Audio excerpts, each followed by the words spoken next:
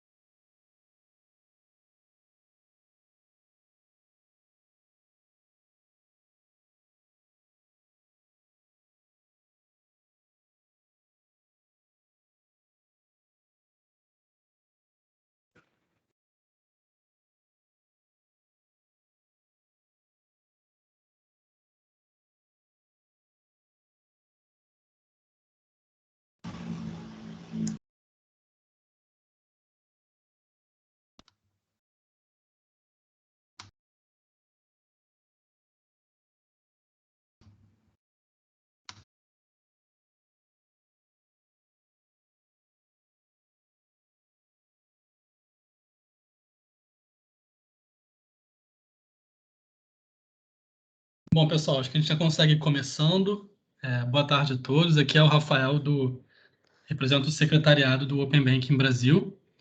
Hoje, como vocês sabem, a gente vai fazer um workshop sobre o fluxo de Hybrid Redirect Flow com a funcionalidade de handoff, tá, pessoal? Então, o objetivo de hoje é a gente clarificar um pouco mais sobre esse fluxo, sobre diferentes perspectivas, sobre a perspectiva de experiência, detalhamento técnico e tudo mais. Então, antes da gente começar a entrar no contexto propriamente, no material propriamente dito, é importante a gente fazer uma pequena introdução aqui de como é que vai funcionar o nosso workshop de hoje e falar também da nossa pesquisa de maturidade sobre o fluxo de redirect com handoff, tá? Então, começando falando do workshop de hoje, a gente dividiu o workshop de hoje em 4 pautas aqui, 4 agendas. A gente começa contando um pouco melhor do contexto, né? Então, qual é a motivação, o que fez a gente marcar esse workshop com os participantes das fases 2 e 3 e qual é a principal problemática a ser resolvida. Depois a gente parte para um vídeo mais explicativo da jornada, aqui com relação à experiência de um exemplo de um pagamento com o auxílio aqui do fluxo de Hybrid Redirect Flow com handoff, aqui com o objetivo de deixar o fluxo um pouco mais claro, né? Menos abstrato, o pessoal conseguir entender mais o macro aqui do funcionamento dele. Depois sim, a gente consegue partir para um detalhamento técnico, explicando as minúcias técnicas de como esse fluxo funciona e comparando as principais diferenças com os outros fluxos de redirecionamento que a gente conhece, que são os redirect padrão, o tradicional, e o fluxo CIBA. E aí, por último, um tempo generoso aqui de 45 minutos para Q&A. Então, eu vou pedir para o pessoal que tiver dúvida, por favor, aguarde o Q&A, que vai ser no final, ou coloque a dúvida no chat que o pessoal do ecossistema aqui, da convenção, pode ir respondendo no chat mesmo. E aí a gente faz a organização das mãozinhas e tudo mais. Mas 45 minutos é bastante tempo para o pessoal sair com as dúvidas clarificadas. E aí, imediatamente depois que a gente terminar o nosso workshop, a gente vai enviar uma pesquisa para entender a maturidade das casas sobre o fluxo do redirect com handoff, tá, pessoal? E aí, deixando claro, essa pesquisa, ela não é uma pesquisa de satisfação, ela não é uma pesquisa que está diretamente ligada a esse workshop. É mais uma pesquisa para a gente conseguir entender dois principais outputs aqui de vocês. Primeiro, que é a maturidade do conhecimento desse fluxo que a gente vai falar hoje, que é o redirect com handoff, e principalmente qual seria a capacidade de implementação das casas, aqui no contexto fases 2 e 3, para a implementação desse fluxo de redirecionamento dentro de diferentes cenários de tempo. Então, a gente quer entender se 1 mês é razoável, 2, 3 meses, e aí, com essa visibilidade dos participantes, a gente consegue tomar decisões aqui, a convenção tomar decisões mais precisas, mais assertivas, tá, pessoal? Então, era essa a introdução que eu queria passar.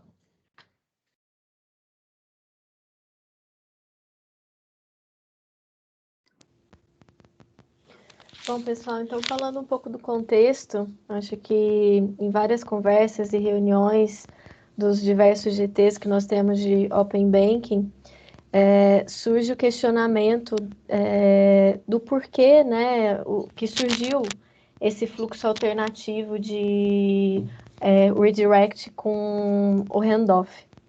E aí, olhando para o contexto do projeto como um todo, a gente tem características que são de diversificação, né, das nossas especificações e das nossas soluções. Dentre essas características, a gente tem o tipo de aplicação. Então, já tivemos votações e especificações falando sobre isso, se é web ou app para essas aplicações. Os tipos de dispositivos, se é mobile, se é totem, se é desktop. A quantidade de usuários envolvidos, se o mesmo usuário que inicia a transação é o mesmo usuário que de fato confirma, né, ou a transação ou a transmissão de dados, a disposição geográfica dos dispositivos, os tipos de pagamento e também uma outra questão de diversificação é como comunicar, né, entre a instituição iniciadora e a instituição detentora da conta ou instituição receptora e transmissora de dados. E olhando para todas essas características, a gente tem como principal objetivo conseguir convergir em termos de segurança de dados e da comunicação e também em termos de experiência do usuário. Então, iniciou-se os trabalhos do Squad Ciba considerando já as premissas já estabelecidas até o momento, tanto para o projeto Open Banking quanto para o arranjo do Pix. E aí o que nós já temos estabelecidos para o MVP do dia 30 seria o fluxo de redirect no mesmo dispositivo. O que significa isso? Um app ou web browser, o usuário inicia, né, a intenção de consentimento, a gente tem as requisições que são feitas máquina a máquina, servidor da instituição iniciadora ou receptora comunicando com o servidor da transmissora ou detentora da conta. E aí a gente tem o usuário interagindo com esses dois apps ou web browsers e temos no mesmo dispositivo os redirects aqui num fluxo direto após a aprovação de consentimento. Então, isso é o que a gente já tinha estabelecido para o MVP. E aí, dentro desse contexto de MVP, surgiu a problemática de como possibilitar que esse usuário ele consiga aprovar o consentimento em cenários que iniciem num web browser desktop e precisam terminar em mobile app. Por quê? Por conta das instituições que são app-only que participam do projeto Open Banking. E aí, a primeira linha de pensamento como solução para esse cenário em específico foi o Ciba, por ser um fluxo desacoplado e permitir que o usuário ele começasse a intenção de pagamento, a intenção de consentimento em um device, no desktop, por exemplo, e terminasse essa autorização e a aprovação do consentimento em outro tipo de device. Entretanto, nas reuniões do Squad Ciba, surgiram alguns questionamentos em relação a esse fluxo. Um dos primeiros questionamentos foi no sentido de qual chave de identificação a gente pode estabelecer como requisito de comunicação entre uma instituição e outra. Nessa linha, pensando bastante em segurança, porque a chave não deveria ser estática, olhando para esse tipo de requisito. Também surgiu outro questionamento, que olhando para o contexto brasileiro, né, de financeiro, como que nós poderíamos garantir que o usuário detentor da conta, ele não seja notificado para aprovar um pagamento que ele nem tenha ciência que tenha sido iniciado? Porque na primeira chamada de criação de consentimento, o que a gente já tinha estabelecido até então, a chave forte de comunicação seria o CPF ou o CNPJ. Então, não seriam chaves dinâmicas, né, nesse sentido. E um outro questionamento que surgiu em relação ao uso do Ciba para esse cenário em específico foi como que a instituição iniciadora ou receptora de dados, ela vai identificar se a detentora ela possui app only ou se ela possui um canal web. A gente até averiguou, e aí o Piva pode até explicar um pouquinho melhor sobre esse cenário, se teria possibilidade de colocar nos arquivos de configuração desse servidor de autorização essa informação, mas até o momento a gente não identificou nada que pudesse ser usado dentro do Profile FAP para solucionar esse problema. E aí, em conversas com o Ralph Bragg, ele nos apresentou o fluxo de Hybrid Flow com handoff.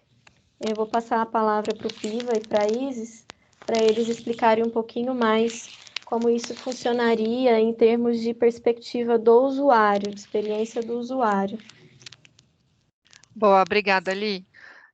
Piva, te convido a intervir aqui em qualquer momento, tá? Para apoiar na explicação. Basicamente aqui, gente, dada a introdução que a Aline trouxe, acho que ficou clara a problemática, né? Então, o caso de uso que a gente traz aqui para tangibilizar um pouco mais o que é, né, o problema que a gente quer resolver aqui, o usuário está fazendo a sua iniciação de pagamento num desktop, né, então no seu computador ali, num browser, e ele vai confirmar, vai fazer a etapa de autenticação, confirmação dentro de um app, tá? Então, por isso que vocês veem as duas telinhas aqui, a gente começa o vídeo olhando para o lado esquerdo da tela, que é o browser, tá bom? Pode dar o play aí, Li. Então, aqui ele está na página de checkout, né? Vai fazer uma iniciação de pagamento, tem o valor, tem o recebedor, tem a instituição selecionada, ele segue para o redirecionamento para a detentora. Aqui ele cai na tela de handoff, né? Então, é uma tela de instrução de continuidade. Eu falo para o usuário o que ele precisa fazer para conseguir se autenticar e confirmar via app. Nesse caso, é um QR Code, ele apontou o QR Code, autentica, e aqui ele vê a tela de confirmação dessa iniciação de pagamento, assim como lá está especificada hoje, tá?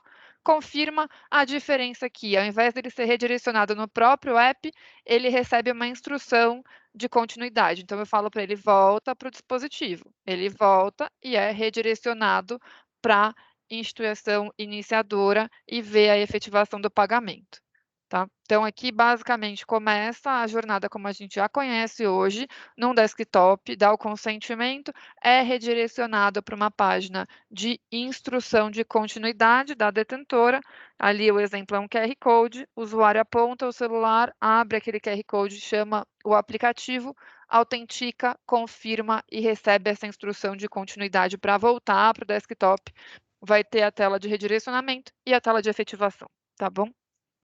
Esse é o caso de uso que a gente está tratando aqui com o handoff.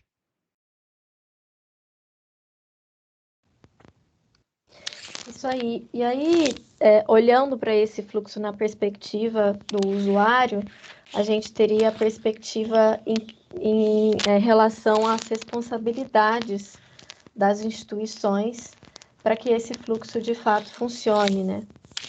Dessa maneira. Então, em linhas gerais, a gente tem no Hybrid Flow puro, a gente tem o web browser da instituição iniciadora ou receptora, que vai redirecionar para o web browser, ou o app, né, para app, em qualquer tipo de dispositivo. E com o handoff, a gente teria uma etapa intermediária de responsabilidade da detentora da conta ou transmissora de dados. Para a iniciadora ou receptora, isso ficaria de modo transparente, em termos de perfil FAP, seria transparente. Então, ela não teria que detectar quais os tipos de mecanismos FAP a detentora da conta implementa. Ela teria que apenas fazer o redirect, que é o obrigatório que a gente tem até agora estabelecido para 30/8. E a detentora da conta ou transmissora de dados teria que implementar esse passo adicional. E é importante observar que, para que esse fluxo funcione, o usuário ele teria que deixar essa página aberta de handoff até que ele aprove, como a Isis mostrou ali no vídeo, o consentimento, e ele volte novamente para a iniciadora de pagamentos ou receptora de dados, para que esse fluxo funcione ponta a ponta. Então, em termos de chamadas, o que a gente teria de maneira adicional? O início, a intenção de consentimento, a criação de consentimento manteriam-se iguais. E aí, após o redirect da TPP, a gente teria aqui 2 passos adicionais, que seria apresentar esse web browser para o usuário, possibilitar a leitura de um QR Code ou outro mecanismo para comunicação aqui com o servidor de autorização. O QR Code foi um dos exemplos que a gente usou aqui, o Ralph demonstrou para nós. E aí sim o usuário dar a aprovação de consentimento no app, para essas instituições que são app-only. E aí a pergunta que surge, então, qual seria a diferença de fato, olhando para o Hybrid Flow sem handoff? Então, seriam esses 2 passos adicionais aqui, para estabelecer a comunicação do web browser com o servidor de autorização da detentora da conta ou da transmissora de dados. Em termos de chamadas, a gente tem alguns passos adicionais, e aí a gente conversou bastante no Squad Ciba sobre esse contexto. A gente tem algumas características para essas camadas que a gente ainda está conversando sobre, no sentido de termos recomendações de experiência de usuário, mas ao mesmo tempo, por outro lado, nós não temos, nós não podemos fazer recomendações de como exatamente esse fluxo vai funcionar, já que ele faz parte dos mecanismos de autorização e autenticação da detentora da conta. E eu vou dar um zoom aqui para que a gente possa ver um pouquinho melhor. Então, em termos de sequência, a gente teria um dispositivo de consumo, que seria, olhando aqui para a fase 3, nesse exemplo, da TPP, um browser de uma solução da TTP, e aí tem essa intenção de pagamento ou de consentimento, tem a comunicação máquina a máquina para criar o consentimento, que já está especificado, tanto para a fase 2 quanto para a fase 3, e aí teria um primeiro redirect da própria TTP para retornar essas informações que deu tudo ok na criação do consentimento, e depois sim a gente iniciaria o Hybrid Flow. Então, começando aqui por um redirect, para o Authorization Server da detentora da conta, ela checaria esses parâmetros e aí ela começaria esse fluxo adicional para handoff. Esse fluxo adicional para handoff não muda nada em termos de protocolo FAP, de perfil FAP.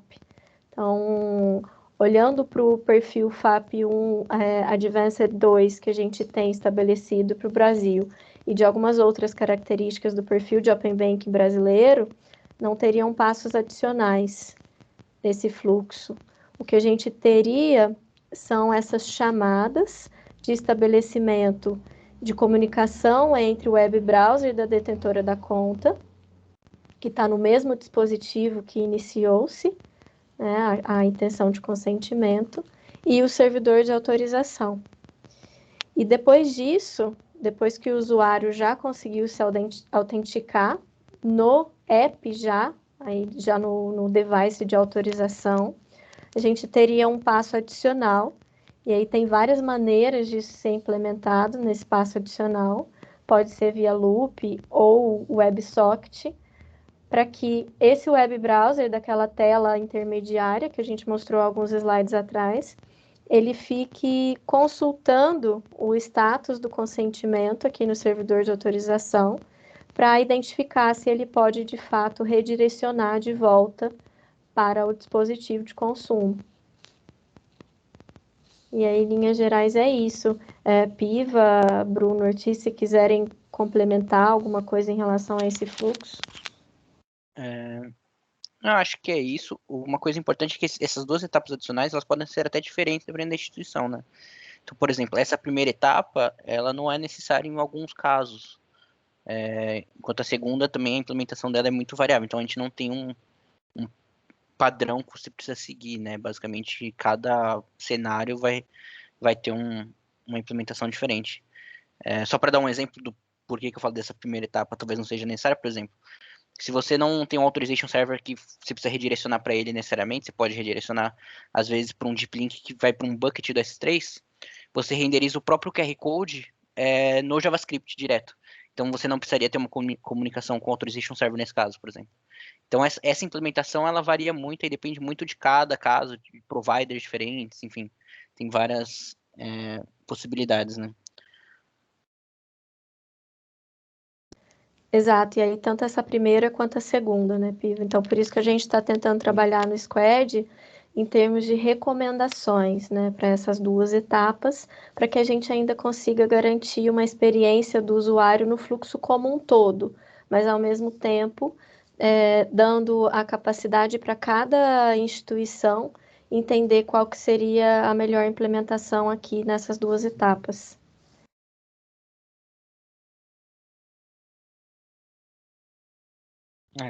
E eu acho que é importante deixar claro que esse QR Code, na implementação mais simples possível, seria a própria URL que ele está redirecionado, né? Então não precisa ser algo customizado, né? Você pode simplesmente colocar a própria URL do seu redirecionamento no QR Code, você abrindo esse QR Code com o browser, ele vai fazer o deep link no próprio app, né? Então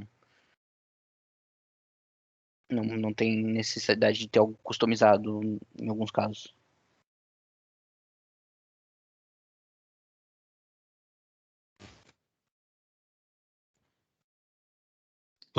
Botão, ao invés de um QR Code, um ícone para o meu aplicativo, por exemplo, um deep link? Pode, não tem nenhuma restrição com esse caso, só que normalmente, como você já foi redirecionado para o seu deep link, provavelmente o seu app teria aberto, né? A não ser que você queira fazer algo como o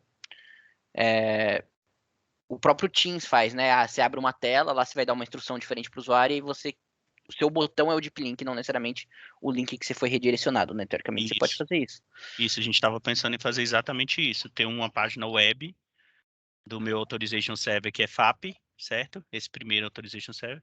E aí depois eu faria um deep link, né? Um botão para o meu app ali. A gente tinha pensado nisso, mas a alternativa do QR Code também é uma boa ideia. A gente não tinha pensado nisso aqui na instituição. Pessoal, então a gente iniciando essa parte de perguntas e respostas, onde a gente vai intercalando as mãozinhas com o chat aqui.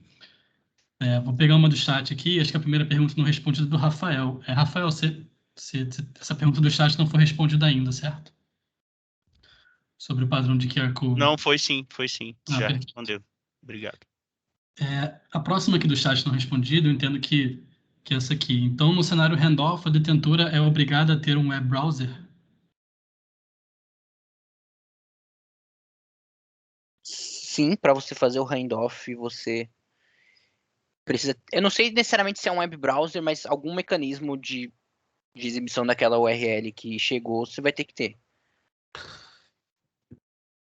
Eu acho que o complemento correto seria é necessário uma página sendo renderizada aí nesse browser, então não necessariamente você precisa ter uma solução browser completa, mas você precisa ter algo que esteja sendo renderizado nessa página que suporte o callback. Isso, e além do callback que possibilite a iniciação via app, né? Então, além disso, teria que ter esse mecanismo de redirecionar aqui para o app, iniciar no app o que já foi começado no desktop. E adicionando aqui na visão de experiência, até também complementando o ponto do Rafael anterior aqui, a ideia e as recomendações que a gente tem tanto no guia quanto no nosso grupo de trabalho é sempre evitar atritos não necessários com o cliente, tá? Então, é importante também ter isso em mente quando desenhando esse fluxo.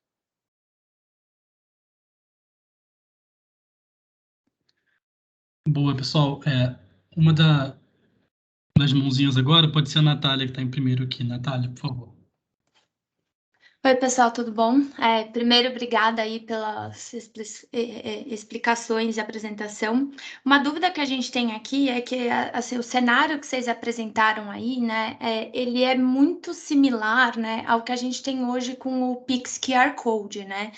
E, pelo que a gente viu de algumas apresentações do Bacen, está previsto aí para o Pix QR Code entrar aí no mundo do Open Banking aí em outubro ou novembro, né? E aí a nossa dúvida é, isso daí seria o Pix QR Code, e sendo não, como vocês veem, a gente teria então duas soluções bem parecidas, endereçando o mesmo caso de uso, porque para a gente não está muito claro qual a diferença desse redirect com handoff para o Pix QR Code que a gente vai ter no futuro aqui no Open Banking também.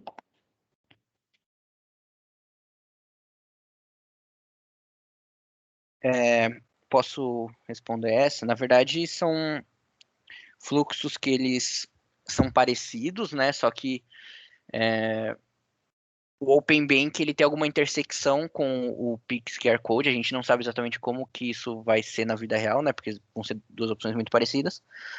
Mas a gente vê que tem bastante coisa em comum, intersecção. A diferença é que realmente é um fluxo de Open Banking esse e o Pix QR Code, ele não necessariamente é um fluxo de Open Banking, né? Ele é só uma implementação em cima do QR Code do Pix normal.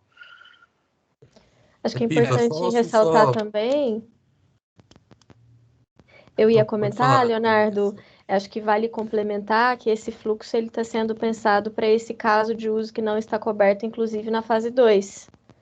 Então, na fase 2, a gente também teria mecanismos de iniciar no desktop e terminar no app, independente de ser pagamento ou não, né? E também funcionaria para a parte de compartilhamento de dados. Perfeito, Aline. Eu ia justamente entrar, só complementando a Aline, Leonardo, já passo a palavra para você. A questão que o Piva levantou de ser o fluxo Open Banking e não o fluxo Pix é que ele possibilita mais casos de uso do que apenas o Pix QR Code. Como a Aline colocou, fase 2 e até talvez novos meios de pagamento, outros meios de pagamento, futuras versões da fase 3. Não, eu só ia complementar, tá, Bruno? Eu acho que o primeiro passo todo mundo tem em mente que aqui a gente está falando de iniciação, tá? Ou compartilhamento de dados, então a gente está falando de fase 2. O QR Code é uma sugestão, não necessariamente é um QR Code, diferente do que acontece com o Pix, que é uma especificação do Pix, tá? E quando a gente fala de iniciação de pagamentos com o Pix embarcado, existem outras alternativas que não necessariamente QR Codes que estão sendo debatidas como iniciador do pagador, por exemplo, que é algo que foi na convenção recentemente. Então, eu acho que é importante a gente desmembrar os temas para a gente conseguir evoluir de forma segregada, por mais que a sugestão com QR Code lembre um pouco, sim, o Pix com QR Code.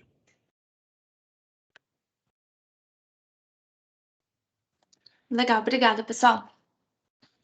Boa, pessoal. Vou pegar uma do chat agora. Eu acho que a primeira não respondida é do Cristiano aqui. Ele fala assim: o WebSocket também me chamou a atenção. O socket seria com back-end de quê? Iniciadora? Pessoal, acho que vale ressaltar que o que a gente colocou aqui foram exemplos de como isso poderia funcionar, mas não é uma sugestão e não é uma recomendação. Então, a gente entende que isso não estaria dentro do perfil FAP, que a gente precisa seguir e ter recomendações para cada uma das etapas, e isso ficaria a cargo e responsabilidade da detentora da conta ou transmissora de dados no caso da fase 2. Isso poderia ser feito de várias outras maneiras. Foi apenas um exemplo que a gente colocou aqui, tanto na primeira etapa com QR Code, conforme o Leonardo salientou, quanto nessa segunda de loop ou WebSocket. Isso, deixando claro, isso é responsabilidade da instituição detentora, como a Aline falou, porque isso faz parte do modelo de autenticação de cada instituição. Então, aí, só complementando, pode ser loop, pode ser polling, pode ser loop, WebSocket, pode ser conexão longa, pode ser QR Code, pode ser PIN, pode ser Face ID, não sei, sabe? Enfim, qualquer outra solução que tiver dentro do modelo de autenticação das detentoras pode ser utilizado.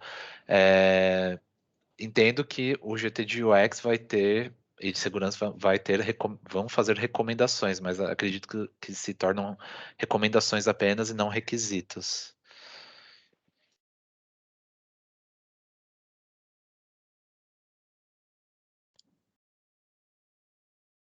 Beleza, pessoal. Próximo das mãozinhas é o Johan Leal. Eu não sei se a pergunta foi respondida, tá? Ô, Rafa, desculpa, eu tô com um delay Opa. aqui. Eu só queria fazer um complemento no ponto que o Bruno colocou. O GTU-X ainda está pacificando requisitos, recomendações, etc, tá? Então, assim que a gente tiver qualquer evolução, a gente compartilha com todos. E também no mesmo espírito de complemento da ISIS, o GT de segurança ainda não está ciente dessa proposta, mas eu acho que vale a pena até discutir que devam haver requisitos para implementar isso, mas eu vou deixar para falar isso um pouco mais para frente.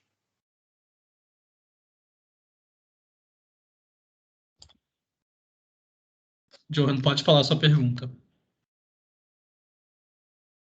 Tarde, que Johan da Midley.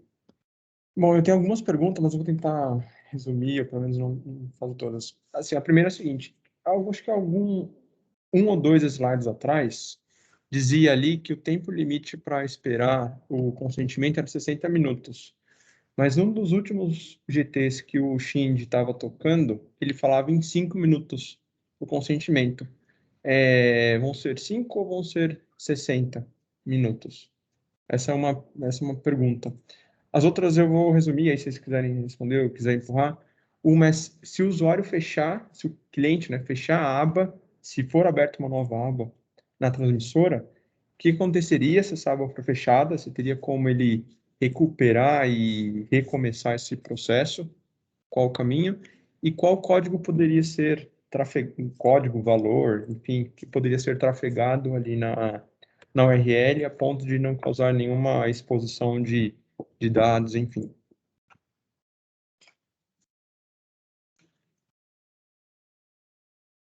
É isso.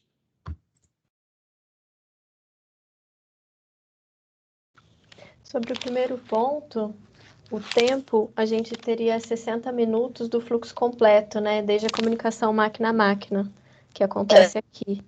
E sim, foi estabelecido os 5 minutos desde que o usuário sofre o redirect, né? Então, é o que a gente tem de requisito até o momento.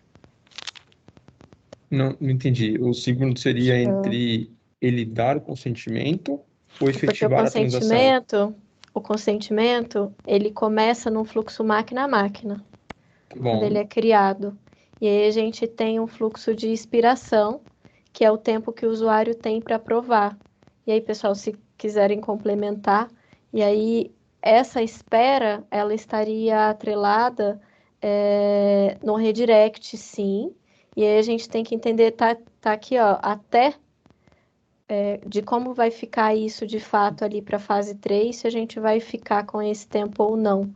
Mas sim, você está correto, a gente tem esse requisito dos 5 minutos ali no tempo de expiração, né, do consentimento. tá bom. Os 5 minutos eles são da criação do consentimento, tá? Até ele ser validado, e aí depois o tempo de transação é outro tempo. Até o tempo dele enviar o pagamento. Tá bom, perfeito. A outra pergunta era se o cliente fechar e aí se decidir por abrir uma outra aba que vai apresentar o QR Code, se o cliente fechar esta aba, se teria alguma opção, e aí teria que partir da iniciadora, né? A ponto dele conseguir iniciar de novo, ele mostrar de novo o QR Code, ou se ele teria que recomeçar o processo na iniciadora, né? Uhum. Eu acho que iniciadora, aí me corrija, deve ter alguma opção, né, para você se redirecionar de volta, continuar aquele processo que já estava. E aí depende da implementação da detentora, né? Tem implementações que, se você fechar uma aba e abrir ela de novo, ela continuaria fazendo o pooling normal até ela conseguir ter a resposta. Mas aí depende dessa implementação da detentora. Então, mas aqui, se a pessoa fechar a aba, ela abrir uma nova aba, e como que eu faria para ela recuperar aquele código, aquele token que ela recebeu, né? Acho que talvez fica um gapzinho aí, né? Depende do que você usa, né? Se você tá usando, por exemplo, o ID do consentimento como esse ID para você ter o pooling, saber as coisas, você teria esse mesmo ID se você reabrir aquela mesma aba, né? Claro que se tiver a mesma URL com os mesmos parâmetros, né? Isso, exato. É que aí quem teria a URL com os mesmos parâmetros seria a iniciadora, que foi a que deu o start, né? Que fez abrir a aba da detentora, né? Sim. Isso. Tá bom.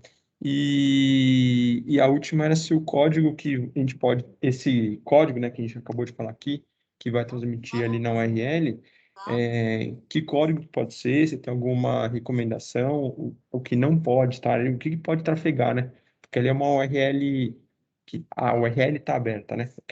Qual é a recomendação do que pode passar ali, né? Essa URL ela vai seguir o FAP 100%, né? Então, tudo que você vai ter disponível para fazer sua autorização via FAP, você vai ter ali.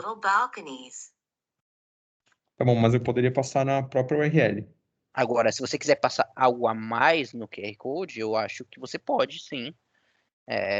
Tendo ciência de que isso é uma URL aberta, né? Então, Sim, mas é que quem chama a URL é a iniciadora, né? Então tem que combinar o jogo com a iniciadora do que ela vai. Jonathan, tudo bem? Eu vou tentar ajudar o Piva aqui no esclarecimento. Até o Obrigado, fluxo meu. de abertura da página no redirect é o processo padrão que a gente possui hoje, tá? Isso é o padrão FAP. Isso não muda. Então, qual que é o processo atualmente hoje? Em vez de ser exibido uma tela ali com um QR Code, é aberto ali todo o fluxo de autenticação e autorização que a gente possui hoje no fluxo padrão de redirect. O que a gente está trazendo de proposta é, em vez de uma instituição app-only embarcar toda a estrutura de autenticação e autorização dela numa estrutura web, ela tem sim uma opção que a gente está trazendo aqui dela construir uma forma de redirecionar isso para o seu app. Tá? O que está dentro dessa página em si já não foge do escopo do FAP. O FAP ele padroniza até esse redirect com o token OpenID. Até ali nós temos exatamente o mesmo modelo que a gente possui hoje de redirect. A questão é, como o Piva colocou no início da reunião, dentro dessa página que vai estar aberta, aí cada detentora vai ter a sua estratégia. A gente trouxe uma sugestão do QR Code, mas poderia ser outras formas também que ela prefira fazer esse link entre essa página e o seu próprio dispositivo mobile ali. Pode ser um QR Code com Deep Link, pode ser um QR Code mais específico, aí ela tem autonomia, tá? A gente não vai normatizar e não vai fazer uma recomendação específica para esses detalhes. Não sei se ficou mais claro, Jonathan. Acho que sim. O que a transmissora receber ali no redirect, ela, sei lá, tomar a estratégia dela do que ela quer exibir ali no QR Code para depois conseguir puxar o cliente para dentro do aplicativo. Perfeito. Exato. Perfeito, entendi. Agora ficou super claro. Obrigado, meu. É isso, obrigado, gente. Maravilha, pessoal. Vou pegar uma do chat agora. Acho que a próxima aqui é do Gustavo. Ele pergunta assim: tem alguma definição para cliente PJ que utiliza dupla aprovação? Algum ponto de atenção quanto aos prazos de aprovação?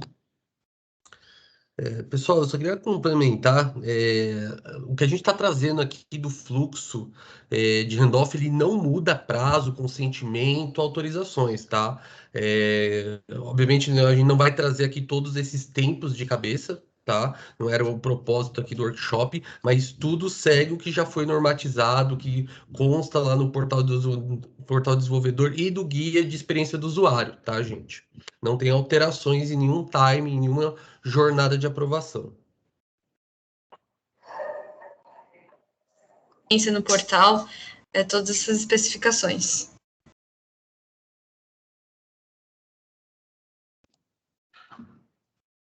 Boa, pessoal. O próximo das mãozinhas aqui é o Edgar. Pode falar, Edgar.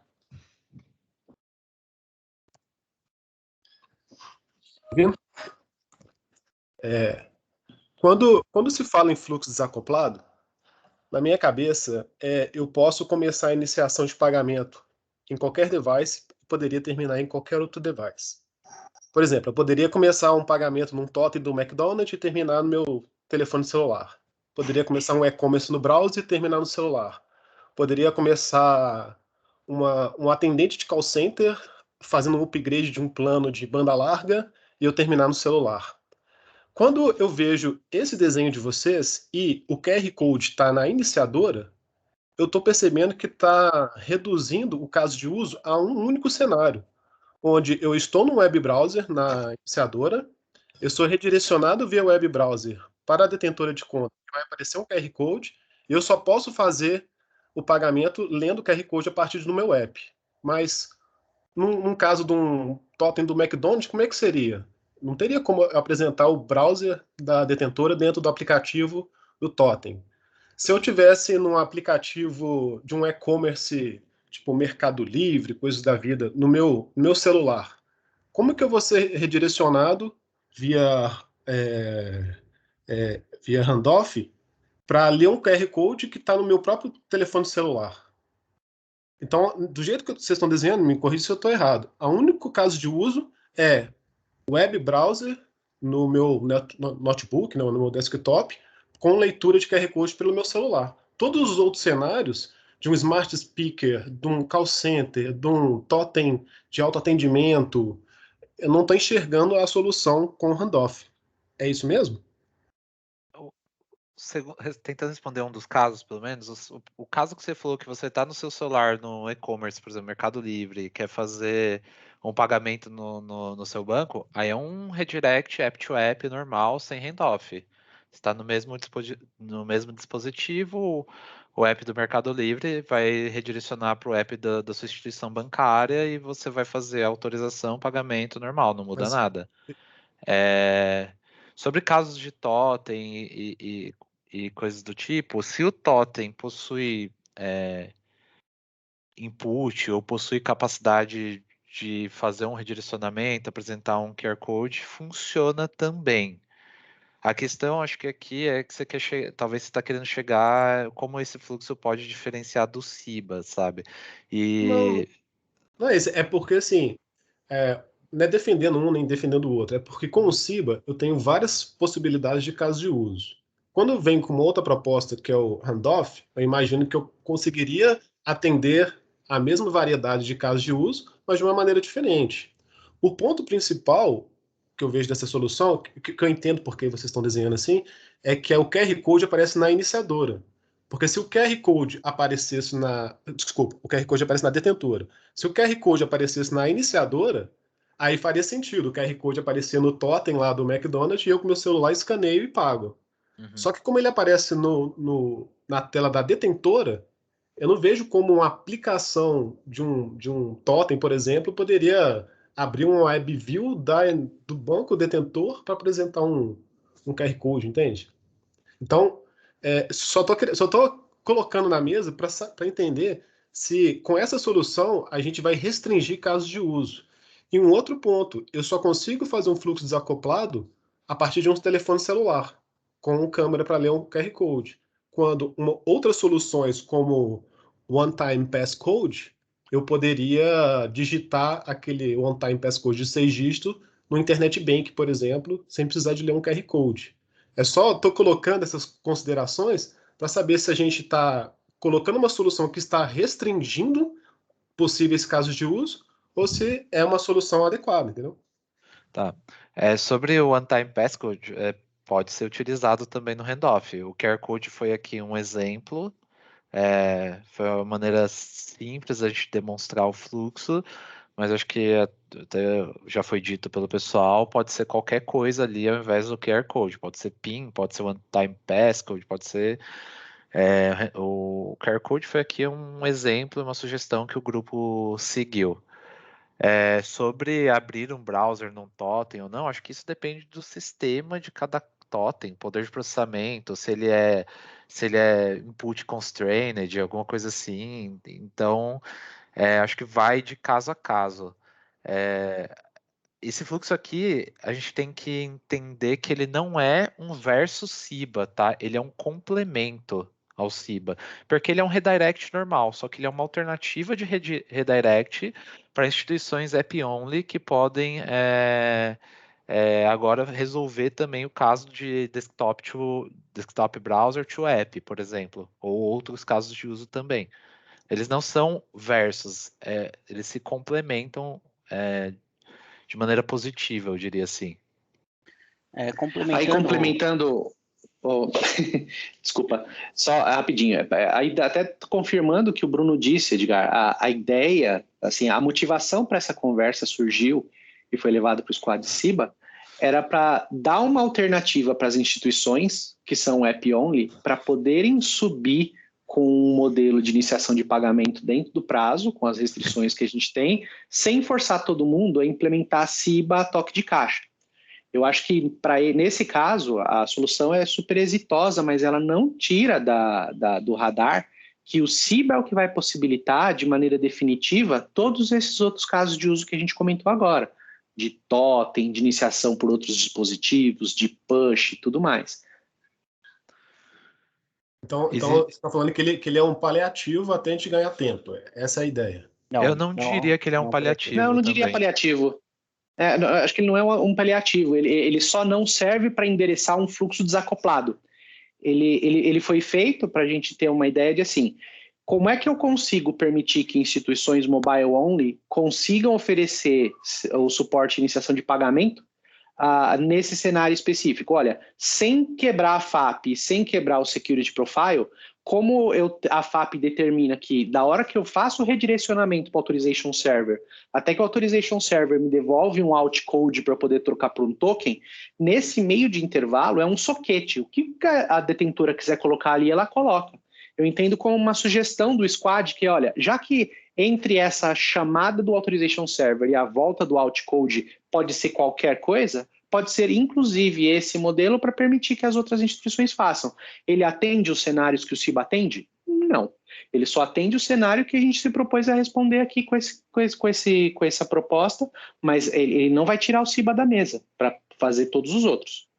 E aí, complementando, banco que é mobile only, você não está forçando ele a criar uma página que pelo menos mostre um QR Code ou um passcode? Sim. Essa é a ideia. Sim. Uhum. Uma das questões em relação a isso que foi discutido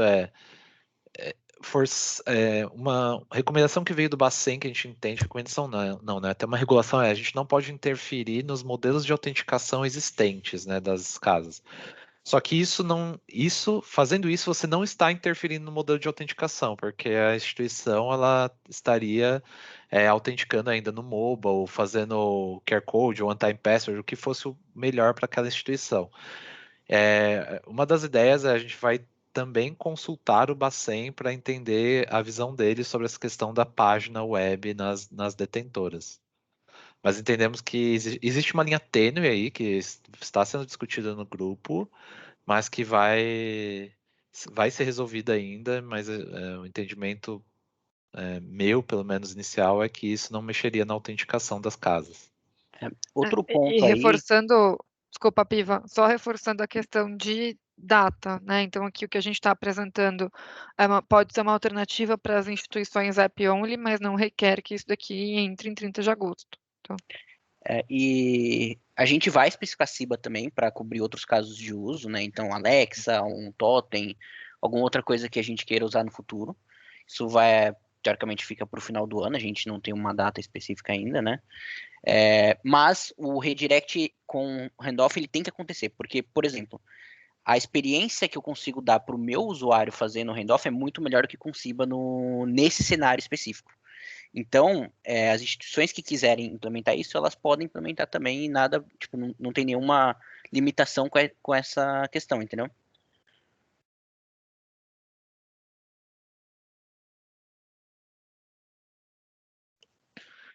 Só reforçando por último, não é um paliativo, é um fluxo possível e, enfim. Na minha opinião, algumas instituições já fazem. Para dar uma experiência boa no desktop to app, ele é um fluxo que as instituições precisam considerar e implementar. A gente pode considerar que assim, é uma opção a mais de resolver o problema, né? Poderia, por exemplo, em vez de QR Code, a detentora poderia, em vez de apresentar o QR Code, poderia mandar um push para o aplicativo que vai fazer a autenticação, né? Seria uma outra opção, né? Então, acho que não, assim, a ideia é que não seja nenhuma obrigatoriedade, nada, mas é uma opção a mais, né? Mesmo se a gente tivesse Ciba, isso poderia ser, se a gente tivesse Ciba regulamentado, né? Poderia ser uma opção fazer dessa forma que não fere nada o FAP até o momento do redirect, né? Não altere nada, né? É só uma opção da detentora fazer esse direcionamento para chegar no dispositivo de autenticação que ela já possui, né? Sim, e eu quero colocar um ponto que eu tinha até esquecido e que até a Isis levantou esses dias, que é o fato de que se você não desenvolver uma tela web, você pode estar no app to app, se você não tiver o app instalado, seu usuário vai cair numa tela de erro daqueles not found, sabe, do seu browser. Então isso é uma coisa que a gente precisa considerar de qualquer forma, tá? Isso é bem importante para a experiência do usuário. E com certeza a gente, acho que no próprio autorregulação a gente não tinha pensado nesse caso, aí levantou esses dias, mas que no futuro é uma coisa importante de se ter de qualquer forma, porque isso faz parte do fluxo de redirect normal, né? Então, existe essa vantagem de você conseguir saber se o app está instalado ou não para exibir algumas coisas ou não. Então, te dá um poder de implementação grande, por isso que esse fluxo é importante.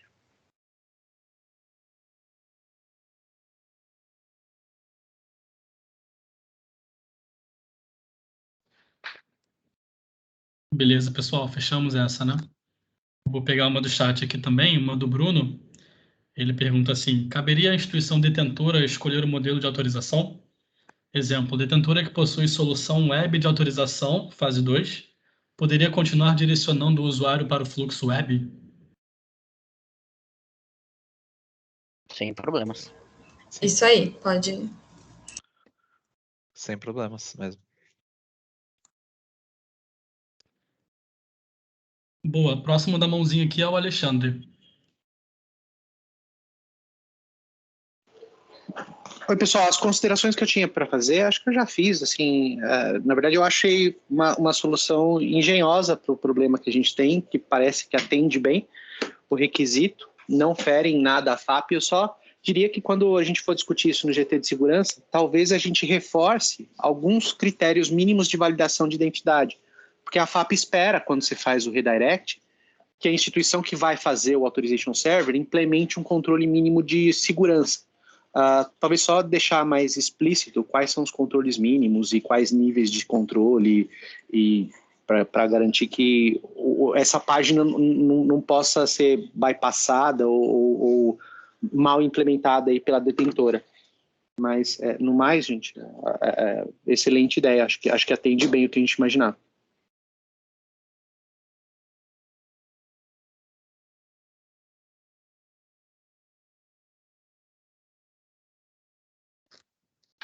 Boa. A próxima pergunta aqui do chat do Rogério. Ele fala assim: no fluxo não ficou claro se o processo de autenticação ou autorização da instituição financeira ocorre no app. Ocorre o fluxo, processo de autorização, autenticação da IF antes da leitura do QR Code?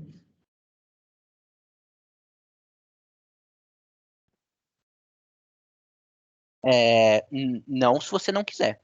Assim, isso fica a cargo de cada instituição detentora. Se você quiser manter a mesma autenticação que você já tem no app, você pode manter. Se você quiser adicionar uma camada a mais no web, você também pode. Isso fica a cargo de cada detentora. No processo mais simples possível, você vai escanear o próprio deep link que você recebeu. Então é como se você tivesse sido redirecionado direto de um outro app. E aí o fluxo de autenticação no próprio device de authorization, ele permanece da maneira já implementada por cada caso, né? Esse passo 12 aqui.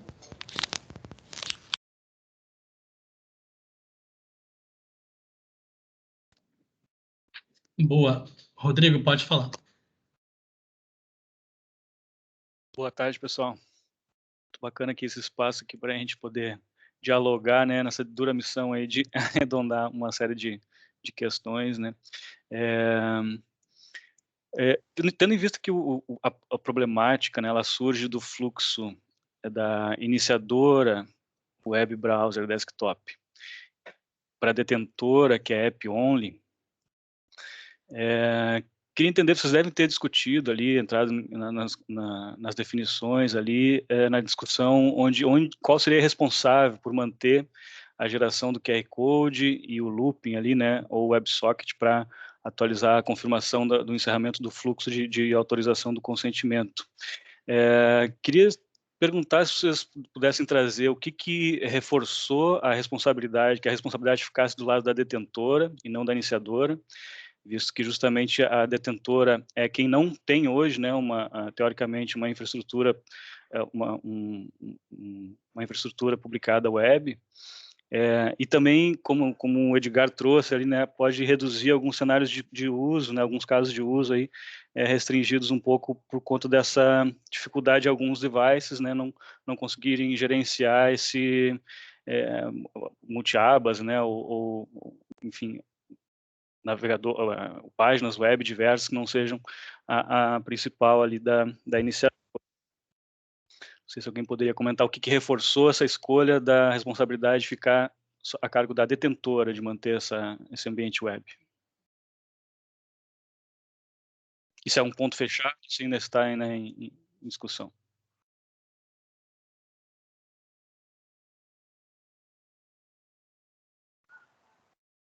Eu perdi parte da sua pergunta, você pode... Qual foi a última frase? O principal motivador de deixar a detentora como responsável de manter o ambiente web que exibe o QR Code ou a solução, né, de redirect que vai permitir, né, a conexão com o dispositivo mobile. Por que não deixar essa responsabilidade na iniciadora, né, que possui esse ambiente web já publicado, por exemplo? Eu acho que o primeiro ponto é que ter isso na iniciadora, a gente precisaria ter uma especificação nova. O segundo ponto é que isso dá mais poder para as detentoras definirem como eles querem, como essa jornada vai acontecer, né? Se quer mandar para o app, se quer exibir botão para o cliente clicar e ir para algum lugar, como que isso vai acontecer, isso a detentora é interessante que ela tenha essa opção. E o terceiro ponto é que como isso só afeta as detentoras app-only, assim a gente tem um impacto bem menor no ecossistema como um todo, né? Então a gente não precisaria obrigar todas as iniciadoras implementarem algo para resolver um problema que é bem localizado nessas instituições que não têm browser. Chegaram a levantar algum número relacionado a essa percepção do tamanho desse impacto, né? Quais o volume de instituições que vão ser impactadas nessa implementação? A gente vai dar pesquisa logo em seguida. Legal. Isso aí. A gente, com essa pesquisa, não só o tamanho do impacto, mas também a prontidão das instituições app-only a se adequarem a esse fluxo, né? Lembrando, como a gente já respondeu ali no chat, acho que 2 perguntas, impacto principal em app-only e a data de 30 de agosto não é obrigatória para essa implementação. Houve uma proposta ali de 1º de novembro, mas ainda não foi batido o martelo, tá? Legal. E só complementando, Isis, e aí, pessoal, é importante que as casas respondam a essa pesquisa, porque as datas sugeridas, né, pelo Squad vão ser coletadas ali em termos de dados que estão na pesquisa. Maravilha, obrigado. Pessoal, próximo do chat aqui do Guilherme, qual a versão mínima de Android que será compatível com esse mecanismo modelo? Eu respondi no chat, mas respondo, como o fluxo ele é o redirect, então tudo que funciona no redirect comum funciona no handoff e assim por diante.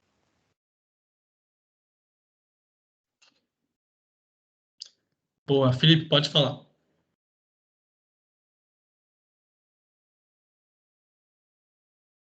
Antes do Felipe falar, só deixa eu fazer uma pergunta para o Guilherme que ele colocou. A preocupação dele de versão do Android seria em relação a dispositivos que conseguem escanear um QR Code? Não. A gente sabe que a qualidade da câmera da maioria dos dispositivos ela é ruim, até pela distribuição das faixas da nossa sociedade. Mas não é esse o ponto. Eu não sei, porque eu não tenho mais dispositivos assim, para o Android 4, 5, se eles conseguem gerenciar isso da forma correta, porque hoje, com as versões atuais do Android, a gente consegue testar. Meu ponto é, esse processo, esse fluxo, com o Android 4, Android 5, eu pergunto porque a instituição que eu trabalho, a gente mantém compatibilidade com essas versões de Android, né? Por vários motivos. Se é compatível com aquela versão de Android, entendeu? Ou seja, se o público mais carente, com o celular mais deficitário, a qual o Open Banking se destina também, se eles vão conseguir usar. Tá, aí eu vou com a resposta do Piva, que sim, qualquer coisa que funcionar no Redirect App to App vai ser independente, né? Se a preocupação é com a qualidade da câmera, QR Code, escaneamento de QR Code, aí eu acho que isso vai ficar dependendo de cada casa, analisar qual que é o seu público-alvo e se a sua instituição, por exemplo, julgar que isso impacta muito esses usuários, poderia, em vez de usar QR Code, usar One Time Password ou qualquer outro tipo de PIN, qualquer outro tipo de autenticação via handoff. O QR Code aqui é uma sugestão. Eu entendo, meu entendimento que suporta, mas não sei se alguém quiser complementar. Acho que o intuito aqui desse fluxo é trazer uma alternativa que não impacte também o modelo de autenticação das casas, né? Então, E que, além disso, ofereça uma boa experiência para os usuários, né? exato. Uhum, exato.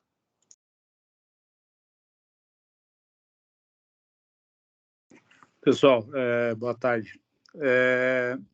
Aqui a minha pergunta até tem a ver um pouco com o colega anterior, não do Android, o anterior que comentou um pouquinho sobre a experiência. Eu não sei se é uma pergunta que cabe aqui ou até o time de UX lá, mas há alguma restrição técnica de, eventualmente, a iniciadora fazer a renderização dessa tela intermediária? Porque, aparentemente, em termos de experiência, isso ficaria mais adequado e até, eventualmente, resolveria aquela questão do totem que foi mencionada ali por um dos colegas aí. Não sei se vocês pensaram nisso. Há alguma restrição técnica quanto a isso, quanto ao FAP, alguma coisa nesse sentido? Essa eu acho que é menos o X e mais Sim, técnica. pessoal, complementando, sim, é uma restrição técnica para a gente estar mantendo o FAP, tá? Então, quando a gente tem esse redirect ocorre seguindo o padrão que a gente tem hoje de FAP, tá? E, invariavelmente, essa tela faz parte do escopo do liability até da detentora de conta. Então, tem tanto uma questão ali de manter o liability da autenticação e autorização dentro da detentora de conta, que é quem tem os meios para garantir essa autenticação e autorização, quanto também manter a compatibilidade e tornar essa solução transparente para as iniciadoras ou as receptoras da fase 2, tá? Não sei se eu acabei respondendo o seu questionamento. Eu acho que também tem uma questão técnica que se eu tiver errado, você me corrige, por favor, Felipe. O que você está sugerindo é por que a iniciadora não renderiza o QR Code e pede para o usuário escanear no app dele, né? Exato, Bruno, isso mesmo. Ou o QR Code ou qualquer outra solução que vocês colocaram ali que poderia ser renderizada dentro do ambiente da iniciadora, isso mesmo. Tá. Eu acredito que tem algumas limitações técnicas, tá? Uma delas primeiramente, a gente precisaria, do lado das iniciadoras ou receptoras, identificar qual é o modelo de autenticação que a detentora quer seguir. Então, teria que ter um endpoint ou isso dentro do well-known, algum lugar. Assim, tá, eu como iniciadora agora preciso descobrir que eu vou redirecionar meu usuário para uma página web, ou então eu preciso escanear um QR Code e mandar ele escanear isso no celular dele. Isso é um dos problemas que a gente levantou junto ao CIBA também, né? A gente não tem como saber esse modelo ainda. É que aqui ele não redirecionaria, né, a iniciadora, ele apenas renderizaria aquela informação que poderia ser padronizada e, a partir dali, seguiria o fluxo como vocês falaram, só tiraria aquela tela intermediária de renderização, seria isso, sim, tá? Sim, mas aí esse é o problema que eu estou levantando, porque tem instituição que não vai ter isso, né? Essa implementação via QR Code ou app, instituição que é browser only. Então, do lado, se aumenta um pouco a complexidade do lado da receptora e da iniciadora, do ponto de vista de redirecionamento, porque ou ela vai redirecionar ou ela vai renderizar um QR Code. Então, ambos os casos. Aí, eu acho que isso também pode trazer complexidade. E viola FAP, né? Exato, pode trazer complexidade do ponto de vista de segurança, de especificação, teria que analisar se isso não violaria o FAP. E outra dificuldade é que que eu consigo pensar assim de bate-pronto, é que se você renderiza um QR Code na iniciadora, o usuário escaneia no app da detentora, como que a iniciadora descobre que o processo de autorização terminou internamente? Aí, para isso, teria que partir para um fluxo CIBA mesmo, que talvez vai ser... talvez não, que vai ser especificado mais tarde no ano. Então, eu acho que nesse caso que você sugeriu, não funciona por esses motivos, assim.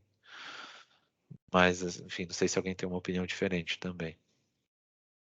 Se vocês me permitem em relação a esse ponto, a gente até poderia resolver os problemas de engenharia de software para exibir na iniciadora, mas tem um problema mais embaixo, que é as iniciadoras elas vão ter que lidar com coisas que as grandes instituições estão acostumadas e desafios de cyber.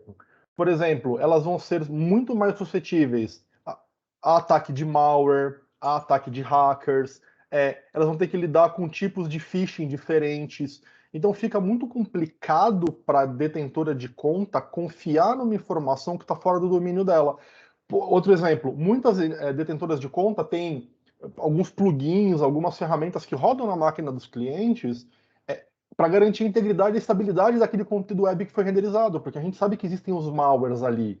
Fora problemas de man in the middle, dos clientes acessarem de Wi-Fi não confiáveis, etc. Então, não só essa complexidade, mas essa responsabilidade cairia no colo das iniciadoras, o que vai precisar de times muito mais especializados, um custo mais alto e uma responsabilidade maior. Fica bem difícil. Mas se você vai falar de malware, esse tipo de coisa, e é uma instituição que só tem um app only, como é que ela vai garantir isso num browser no qual ela não tem o domínio também? Então fica um pouco conflitante essa questão. Por isso que eu perguntei, e aí eu não sei se o escopo da iniciadora de pagamentos não deveria ser um pouco mais robusto mesmo para garantir o ecossistema, né? A gente consegue. Você tem recursos que... Não é o melhor cenário, mas você tem recursos que você consegue mitigar isso com JavaScript, coisas do gênero. As iniciadoras não teriam tanta flexibilidade ou disponibilidade para isso, por exemplo. Com o meu app, do ponto de vista de Android, por exemplo, com o meu app instalado no meu site, eu consigo fazer coisas mesmo que o meu app não esteja aberto, por exemplo. Coisas que as iniciadoras teriam que fazer e assumir a responsabilidade. É bem complicado esse ponto. E aí, Felipe, acho que o principal desafio, acho que está relacionado aos próximos passos agora, né, dos grupos de trabalho, é estabelecer os melhores trade-offs entre segurança e experiência do usuário. E como o Bruno comentou, para alguns cenários de uso, o fluxo de redirect, ele oferece uma melhor experiência para o usuário, né? O usuário ele fica num papel um pouco mais passivo, e aí até o pessoal de UX pode comentar mais sobre isso. Já esses outros fluxos que são, entre aspas, desacoplados, né? Se a gente fosse exibir, por exemplo, aqui na iniciadora um QR Code e continuar esse fluxo sem essa responsabilidade da detentora, a gente pode causar um pouquinho mais de fricção na experiência do usuário. Além dessas verificações que a iniciadora teria que fazer, né, em relação à detentora de conta. Então, o desafio é esse trade-off mesmo. E olhar para todas essas soluções que nós estamos conversando e entender quais atendem melhor cada cenário de uso. Pessoal, boa tarde. Vocês conseguem me ouvir? Sim. Pessoal, eu queria provocar uma pequena reflexão aqui, que é uma dúvida que a gente vem discutindo aqui internamente na nossa casa, inerente a essa modalidade escolhida para o Pix agora para o dia 30 de agosto. Hoje, por exemplo, a gente já consegue comprar em algumas lojas online. Vou dar exemplo da Kabum, que eu acabei de colocar uma print aí no chat para vocês, via Pix. Então, efetuando essa compra via Pix, por exemplo, no site da Kabum, e tem outros lojistas também que já fazem, ele gera na hora, ele manda para o seu e-mail automaticamente, e também na plataforma da empresa, ele gera o QR Code, ao mesmo tempo ele também já gera o Pix copia e cola, para você estar efetuando esse pagamento. A nota fiscal é gerada em cerca de 5 minutos, depois que você faz esse pagamento. Eu fico com um certo receio da gente estar envidando esforços aqui para tá tocando o que o regulador pede em cima de algo que, assim, para o usuário já existe hoje, já é muito fácil, muito rápido de fazer, sabe? Eu não sei se vocês já tiveram essas discussões internamente nas casas de vocês aí. Eu queria muito ouvir a opinião do que é que vocês acham acerca disso.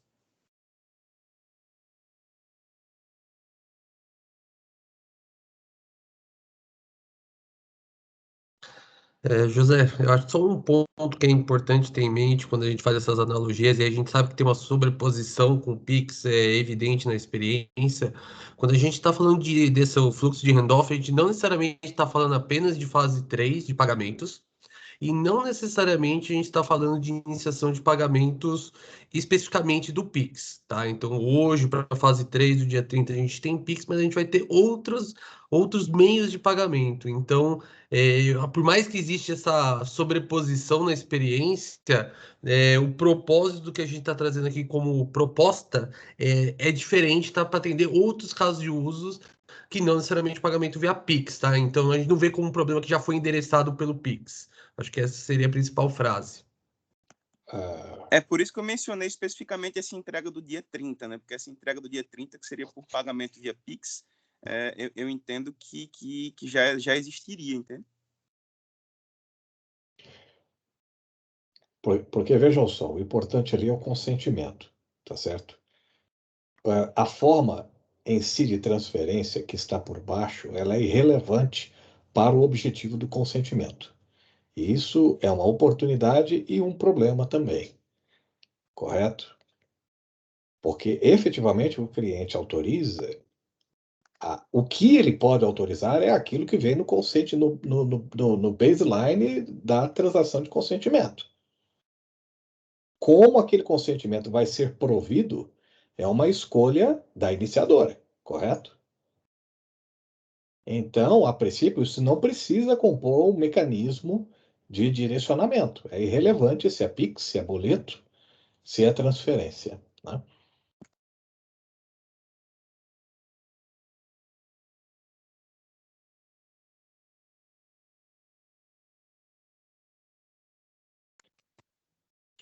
Sim, acho que no geral, então, a mensagem é que tipo, isso é usado para outras coisas também, não só para o Pix. Acho que para o Pix realmente tem uma sobreposição aí, a gente não sabe exatamente até onde isso vai e como que isso vai funcionar na vida real. Mas toda essa discussão ela vai servir também para a fase 2, enfim, todas as instituições que vão entrar na fase 2 agora. E isso não é uma coisa também para o dia 30/8, né? Então isso vai ficar um pouco mais para frente para esses outros casos de uso também.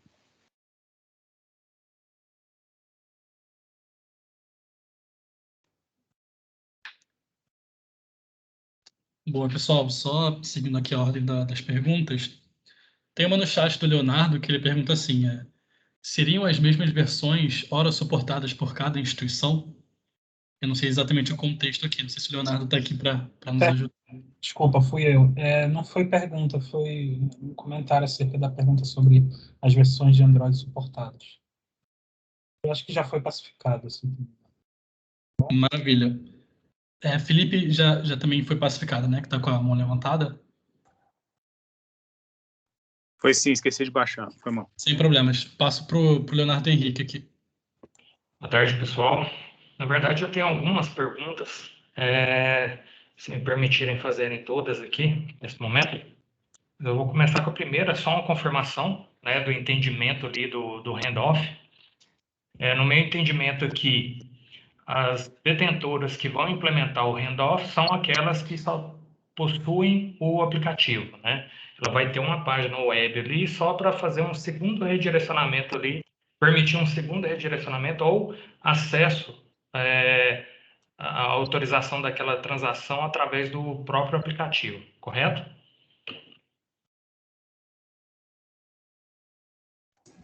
Correto. Perfeito. A segunda questão é referente ao CIBA, né? A última atualização que eu tive, né, participando ali dos comunicados ali do Open Banking, é que o CIBA ainda era obrigatório, certo? Agora, com o Hybrid Redirect, a gente continua com essa obrigatoriedade ou não, ali para o MVP do dia 30?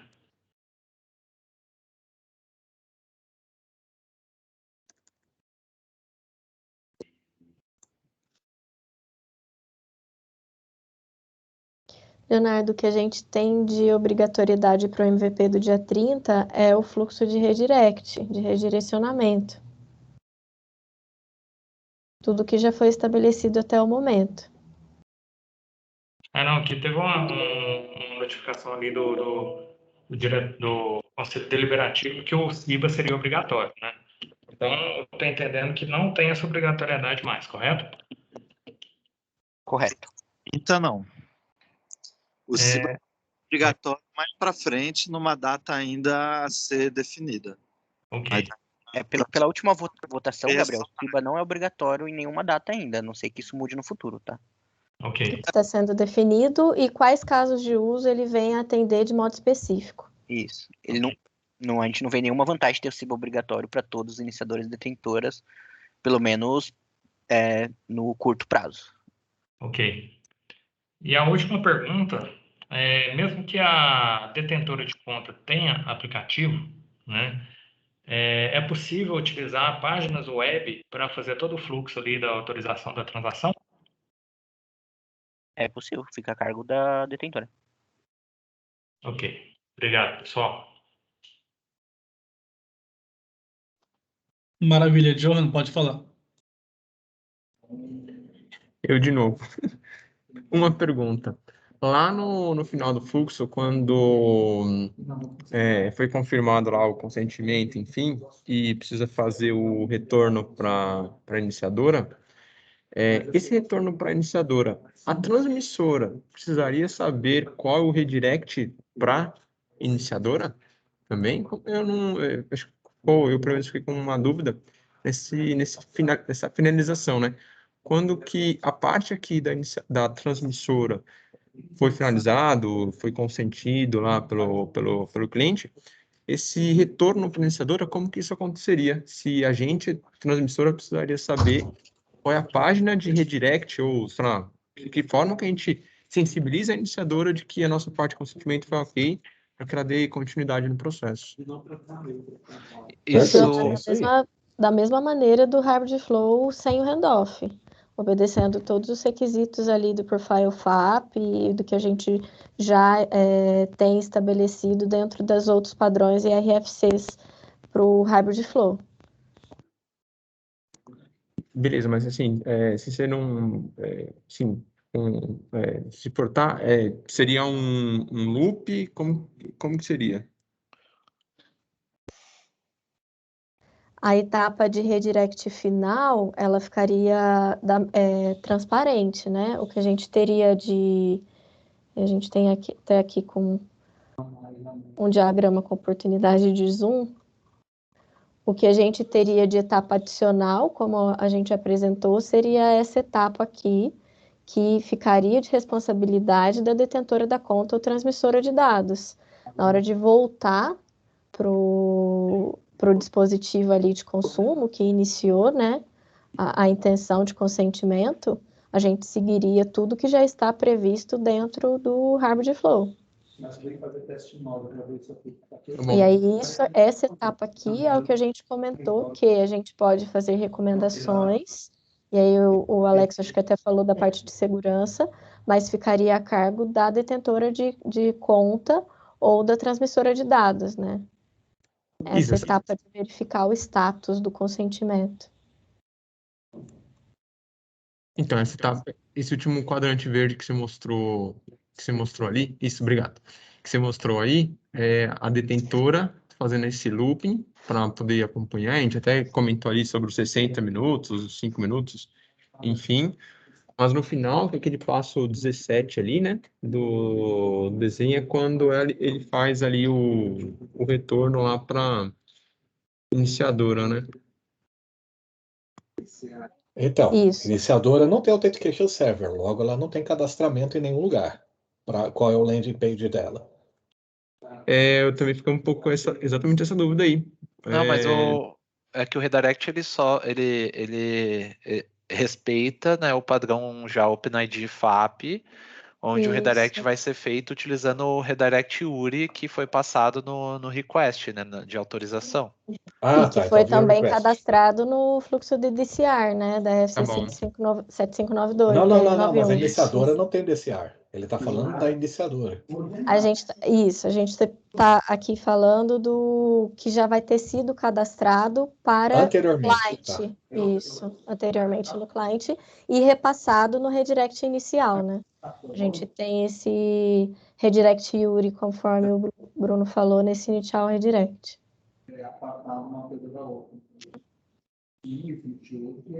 Ok, tá bom. Obrigado, gente.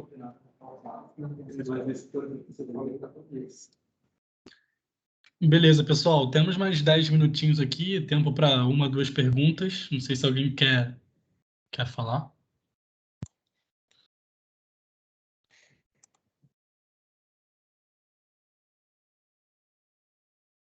Queria aproveitar aqui a pergunta do colega anterior, e quando a gente está falando do redirect URI que tem ali cadastrado, quando a gente está falando do ponto de vista de cliente, e aí pensando num cenário app-to-app mesmo, então, de qualquer maneira, tem o app aberto ali da detentora, né?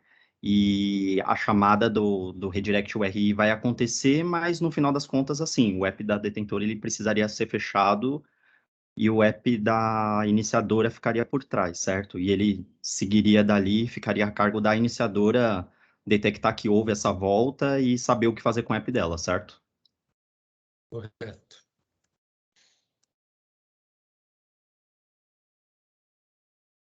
Não necessariamente esse redirect URI seria para um deep link ou algo do gênero, né? Não necessariamente, né? Acho que não tem nenhum requisito com relação Mas a isso. nada impede, né, da iniciadora cadastrar um deep link como redirect URI, né? Nada impede. Cadastrar não, mandar no object request, né? Isso, cadastrar previamente no DCR, né, e mandar na URL do Authorize ali, né? Eu sempre entendi que seria isso. Eu até nem conseguia enxergar uma outra coisa. Tipo, se eu estou indo de um app to app, eu achava que o redirect URI teria que ser um deep link. Porque senão um retorno para um back-end ali não resolveria. Não, exato. Até porque o redirect inicial, né, do app da iniciadora para o da detentora já seria assim, né? Só que essa URL inicial desse redirect com deep link ela já estaria cadastrada antes, né? No diretório, no caso. Mas aí, pessoal, depende da implementação de cada instituição. Sendo a mesma requisição, isso pode eventualmente passar por um serviço de back-end. É o que o Piva comentou. Não tem nada definido sobre isso nas RFCs. No final das contas, o Authorization Code vai voltar para essa URI cadastrada, né? Seja ela qual for. Sim. Exato. Isso. Beleza, obrigado. Tudo isso que a gente tem discutido aqui ainda é uma proposta, é um esboço que está se fazendo. Quando que vai ser travado, definição para que as casas possam, com segurança, partirem para os seus desenvolvimentos, para suas soluções?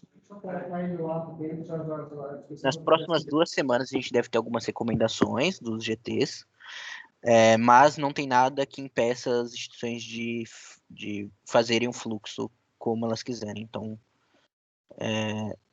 não vai ter um momento que a gente vai aprovar ou desaprovar esse fluxo ou não. O que vai acontecer é que a gente vai ter algumas recomendações pelos GTs para que as detentoras possam implementar esse fluxo da melhor forma possível. Beleza, obrigado.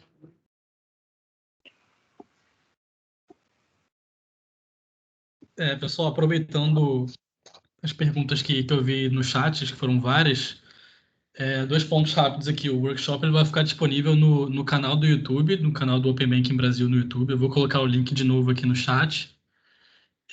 E com relação aos materiais aqui, a apresentação que a Aline compartilhou, o vídeo, enfim, os fluxos, eles vão estar num link que vai estar na pesquisa. Então, o pessoal que abrir a pesquisa, que vai ser no Microsoft Forms, vai estar o link lá da pasta, e aí vocês vão ter acesso a todos os materiais. A pesquisa ela vai ser enviada para todos os e-mails que estão cadastrados no diretório, fases 2 e 3, e também para todas as associações, tá? Então, caso alguém não tenha recebido, pelo menos até amanhã, já podem cobrar a associação que elas vão compartilhar com vocês.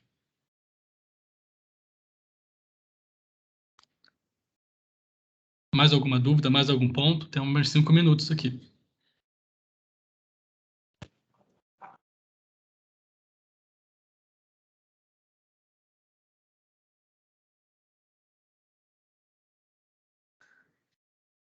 Marcos, pode falar. É que se colocou aí uma opção que basicamente pro lado receptor não tem um impacto aí de mudança de fluxo, e o lado transmissor ele permite desacoplar o device, né? Que eu acho que o principal fluxo exemplificado aí foi a questão de sair de um desktop para um celular. Como colocaram bem ali, é só uma sugestão, é só um exemplo, na verdade, né? O QR Code.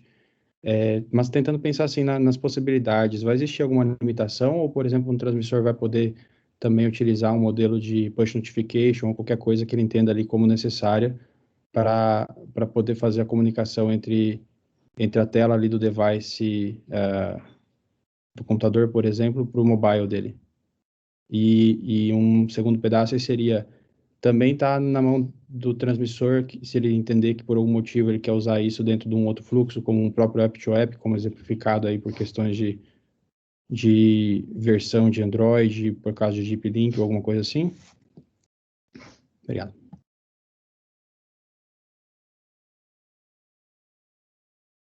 Na minha visão, não tem nenhum impedimento com relação a isso, fica a cargo de cada detentora. E aí vai, né, de acordo com as recomendações de segurança, né? Então, seu fluxo tem que seguir pelo menos o mínimo de segurança necessário, enfim, todos os requisitos de segurança.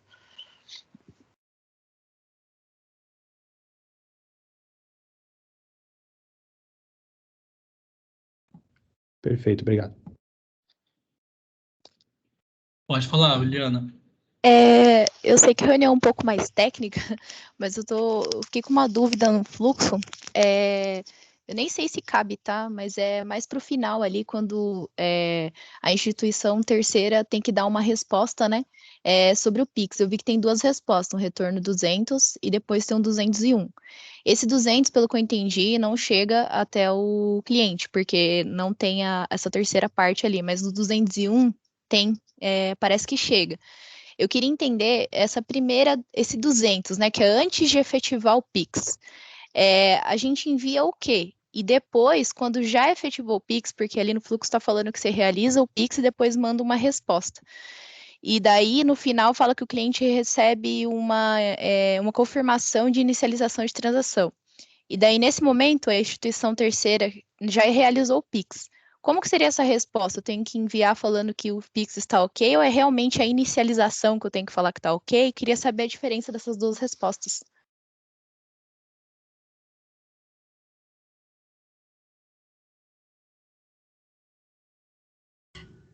Posso tentar responder, se eu entendi. A gente fala sempre no guia de UX, até você vai ver como confirmação, né, efetivação da solicitação da iniciação de pagamento, justamente porque tem esses dois momentos que você comentou, tá? No retorno para a iniciadora, pode ser que já tenha a confirmação do pagamento em si. E aí a iniciadora não precisa apresentar primeiro a efetivação da solicitação e depois a confirmação, né? Se isso for no mesmo instante, pode apresentar direto a confirmação do pagamento. Mas, em teoria, ocorre, né, nesse momento a confirmação da solicitação do pagamento. Era isso? Porque nessa segunda, né, retorno, algumas pessoas entenderam que tinha que mandar até o comprovante de pagamento do Pix, mas a gente viu que isso não é possível por ser assíncrono. Então, eu fiquei preocupada de ser uma regra, entendeu? Ter que mandar o comprovante. Comprovante é na detentora, na detentora mesmo. Então maravilha. Então, eu só preciso responder que a transação foi inicializada com sucesso. Beleza. No guia até a gente não fala, a gente tenta não usar a palavra comprovante na iniciadora para não gerar esse tipo de dúvida, tá? Então, acho que a gente conseguiu pacificar, tiramos do guia de UX qualquer coisa que fale em comprovante, porque tem essa conotação que você está falando. Então, a gente fala em confirmação. Até porque a experiência do usuário ia ficar horrível, né? Imagina ele ter que esperar, se fosse 2 segundos de duração, 12 segundos de duração, ele esperando lá a resposta, né? Ia ficar meio... Obrigada, pessoal.